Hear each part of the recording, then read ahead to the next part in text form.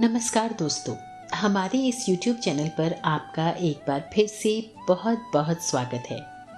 आज जो कहानी हम आपके लिए लेकर आए हैं उसको लिखा है हरियाणा की सुप्रसिद्ध लेखिका कमल कपूर जी ने और कहानी का नाम है अब ऐसा नहीं होगा। तो आइए सुनते हैं कहानी अब ऐसा नहीं होगा। श्रीधर को अभी कुछ ही पल हुए थे दिनकर के घर आए कि उसका बेटा हाथ में नोटबुक थामे चला आया। पापा, ये 2 सवाल मुझे समझ में नहीं आ रहे, समझा दीजिए ना। अभी नहीं, बाद में। देख रहे हो ना कि अंकल बैठे हैं, उपेक्षा से कहा दिनकर ने। पर पापा, मेरा टेस्ट है कल, बिसुरते से स्वर में बोला वो। एक बार की बात समझ में नहीं आती तुझे? चल जा अंदर, बाद में समझाऊंगा। फटकारता हुआ सा स्वर था दिनकर का, जो श्रीधर को अच्छा नहीं लगा और वो बोले, ना मैं भागा जा रहा हूं और ना ही हमारी बातें। जाओ पहले बच्चे को देखो। इसकी नालायकियां आप नहीं जानते हैं भाई साहब। भाई साहब, कितनी बार समझाया है मैंने इन्हें कि मुन्ना अब बड़ा हो गया है, छोटा नहीं रहा, 7वीं में पढ़ता है। इस तरह से ना बोला करें इसके साथ।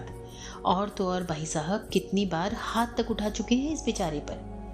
दिनकर की पत्नी मेज पर चाय के प्याले को रखते हुए बोली, बहुत गलत कर रही हो तुम दिनकर। कहीं ऐसा ना हो कि एक दिन ये पूछ बैठे, मैंने किया ही क्या है पापा? एक ठंडी लंबी सांस लेकर बोले श्रीधर। मतलब? दिनकर ने जिज्ञासावश पूछा। तो वर्तमान से कटकर जैसे अतीत में खो गए वो। मुन्ना की ही उम्र का रहा होगा माधव। एक शाम अपनी माँ से पिकनिक के लिए 100 रुपए मांगे उसने, तो वो खूब बिगड़ी उस पर और तो थप्पड़ जड़कर उसको कमरे में धकेलते हुए बोली, खबरदार जो इस कमरे से बाहर निकला, पढ़ बैठ के। और वो वहां से कभी ना निकला। हमने निकाला, पर हॉस्पिटल पहुंचने से पहले ही खत्म हो गया वो।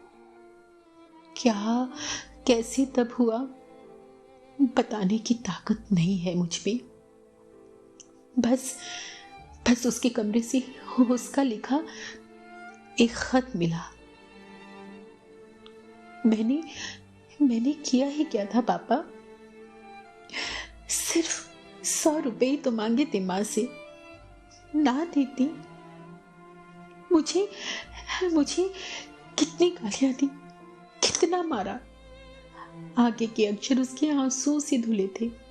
10 साल हो गए, पर वो वक्त मेरे दिलो दिमाग में बर्फ की तरह जमा है। मेरे माँ बाप ने अपनी आखिरी सांस तक मेरी पत्नी को मुआफ नहीं किया। मैं भी ना करता, पर कर दिया, क्योंकि वो तो जीते जी मर रही है अब तक। ऐनक उतार कर आंखें पोंछ रहे थे वो कि दिनकर ने आगे बढ़कर उनके कंधे पर हाथ रखते हुए कहा, अब ऐसा नहीं होगा भाई साहब। मैं आपको जुबान देता हूं। मुन्ना को सवाल समझाकर मैं अभी आया, बस अभी आया। भेजना इतना दूर मुझको तो, याद भी तुझको आना पाऊं मां। क्या इतना बुरा